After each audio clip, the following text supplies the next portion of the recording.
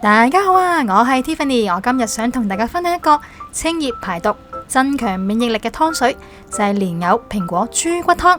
先睇睇今日嘅材料嘅份量先啦。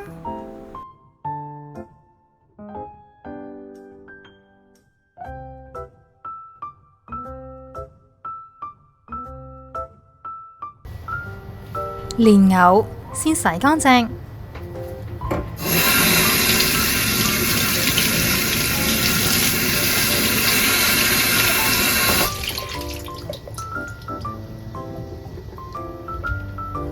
粟米都係先洗乾淨，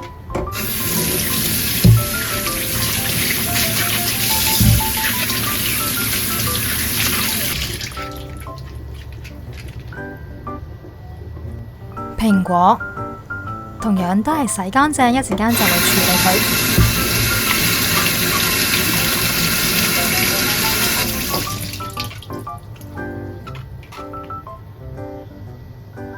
咁呢個就係豬脊骨啦。咁我煲豬骨湯一定會揀佢嘅。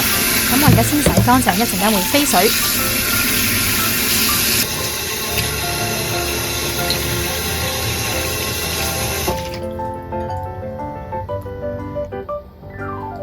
咁呢個蓮藕呢，頭先就已經洗乾淨啦。咁而家呢，我就將佢切開一半，咁之後頭尾切走唔要。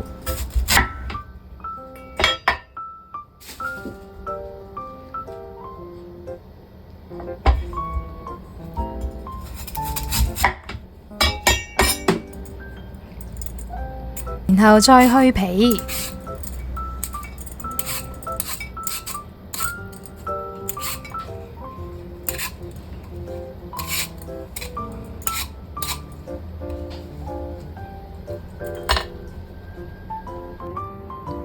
蘋果呢，頭先洗乾淨啦，咁而家呢，我就會將佢頭尾切走唔要。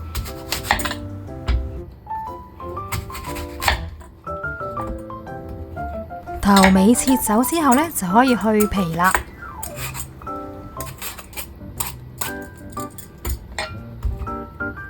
去皮之後就可以將佢切開4嚿，之後呢個心呢就會切走唔要嘅。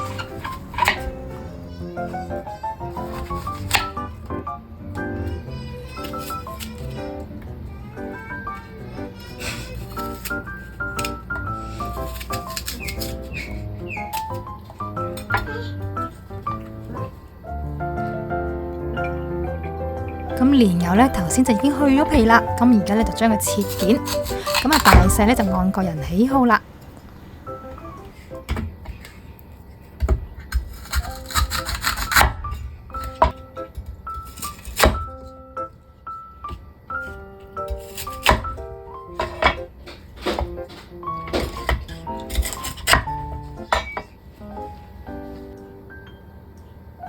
咁粟米呢，頭先就已經洗乾淨啦，咁而家呢，我就用刀呢個角位呢，就將佢切件。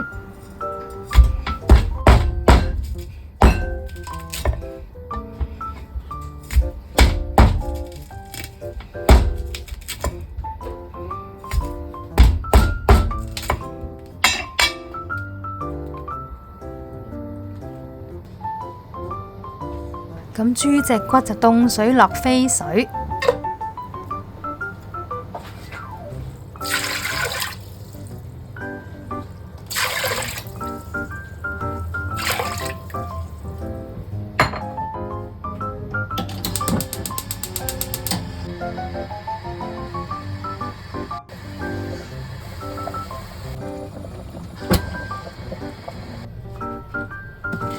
豬脊骨飛完水之後，就可以用清水去沖返乾淨佢，然後備用。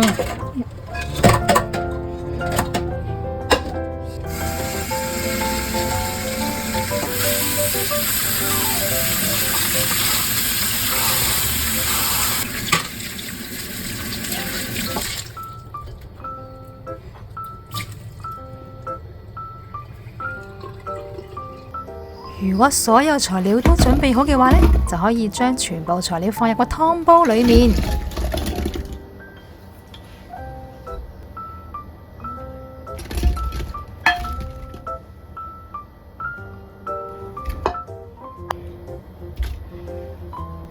然後就加入清水，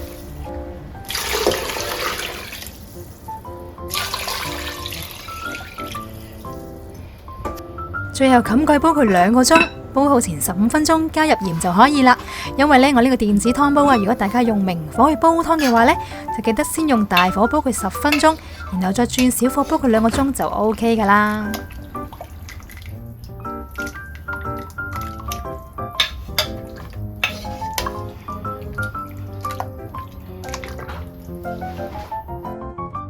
今日同大家分享呢個蓮藕蘋果豬骨湯就已經煲好啦。如果大家中意我哋呢條片嘅話呢，就記得俾個 like 同埋訂閱我哋嘅 channel 啦。如果大家有興趣想知道每一款材料嘅功效嘅話呢，就可以睇翻呢條片下邊嘅資訊欄就可以睇得翻噶啦。咁下次再同大家再見，拜拜。